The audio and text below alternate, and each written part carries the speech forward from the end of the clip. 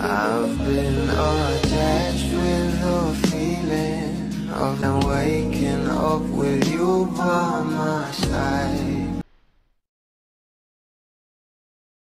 Dahil buwan na nga ng pag-ibig, kaya naman itong ating Donnie at Belle ay meron ngang special performance sa ASAP na kung saan ay talagang abangers na nga ang maraming bula dahil panigurado ay marami na naman tayong ayuda niyan, lalo pa nga at kaarawan nga rin ng ating Donnie Pangilinan ngayong Feb 10 at talagang sinelebrate na nga agad ito ng ASAP official at talagang sinurpresa nga itong ating Donnie Pangilinan sa kanyang dressing room at narito nga guys sa nasabing post ng ating Donnie sa kanyang social media account na kung saan ang caption pa nga rito, "My dressing room today, love ya," at ASAP official dahil talaga namang itong ating couple na sila Donnie at Belle ay nasa ASAP na nga at for the ready na nga sila para sa kanilang magiging performance. Kaya naman ang mga Bablis ay abangers na nga dito